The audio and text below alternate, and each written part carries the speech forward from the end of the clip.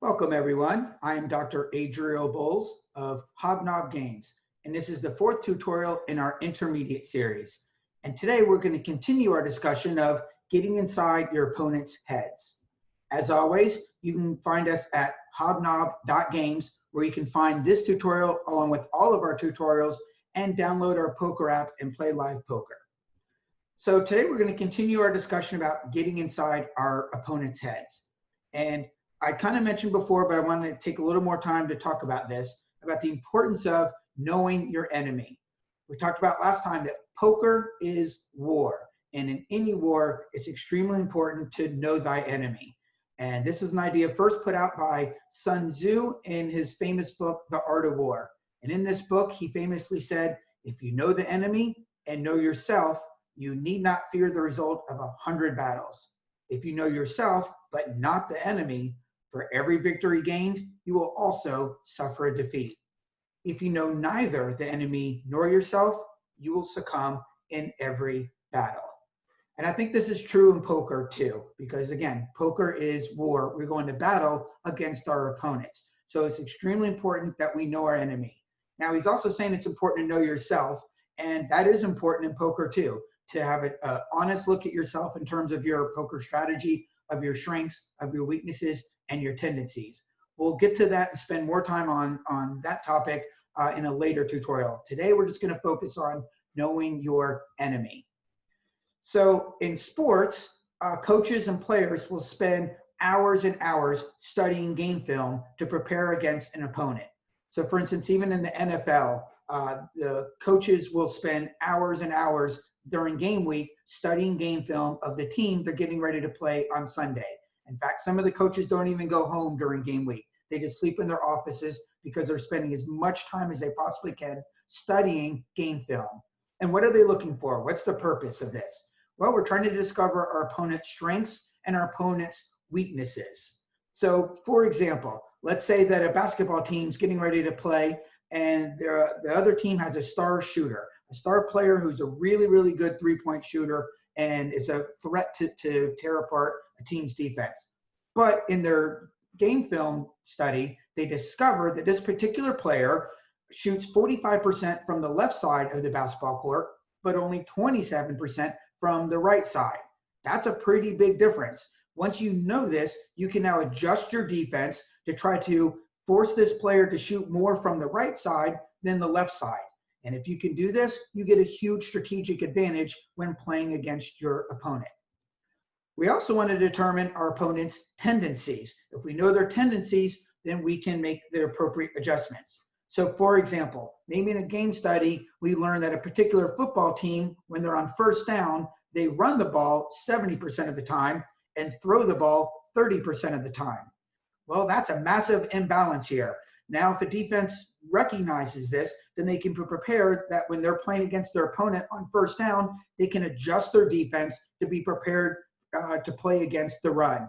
Now the players know what to expect, and they can be running downhill against your opponent. Imagine a football team that does the opposite, that on first down, they run the ball 50% of the time, and they pass the ball 50% of the time. They're much more balanced in their approach, in their tendency on first down. Now a defense can have no strategic advantage. They're constantly going to be playing a guessing game and then be playing back on their heels. If you can do that to your opponent, then you can get a strategic advantage.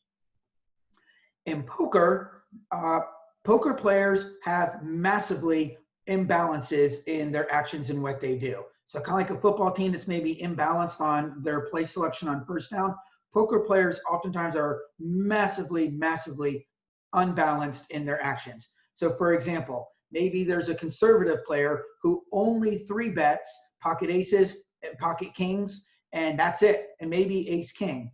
So therefore, if you see a player in your game study and you notice that a player does not three bet when they have pocket queens, well then later in a hand when you're thinking, does my opponent have pocket jacks? Pocket jacks is the one hand I need to be afraid of that my opponent might have.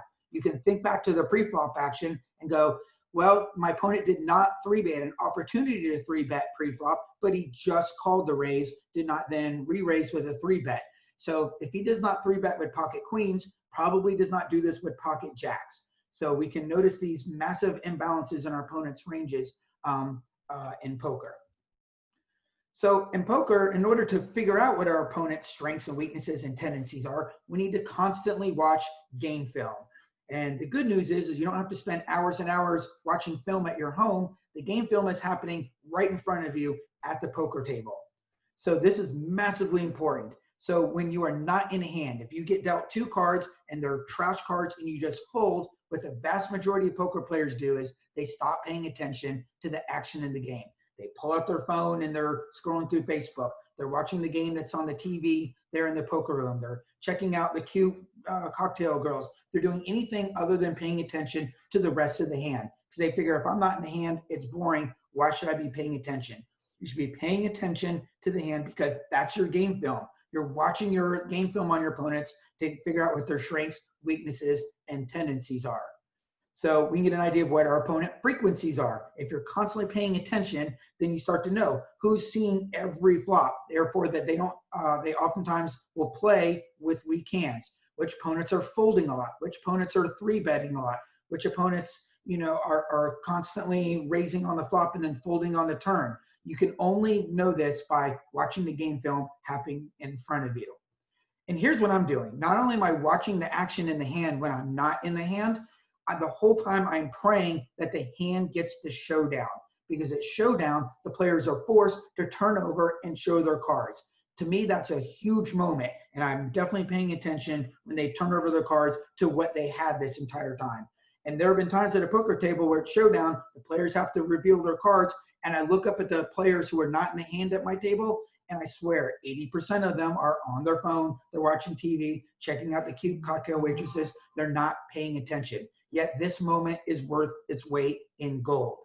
Because it's important to not only just see what cards that they've been playing with the whole time, but, and this is something that I cannot stress enough, this is gonna be one of the most important practices that you should be doing to improve your poker game. And that is, once you see your opponent's cards, they flip it over at showdown, you need to go through and in your head, mentally replay the entire hand from pre-flop action all the way to the river action, and do this for from each player's perspective. So now that you know, for instance, that this particular player had ace-queen the entire time, then go back and replay the entire hand. Pre-flop, what did they do with ace-queen? On the flop, what did they do? Oh, look, they flopped a flush draw. How did they play their flush draw? Did they just check and play it very passively, or did they raise and get very aggressive with their flush draw?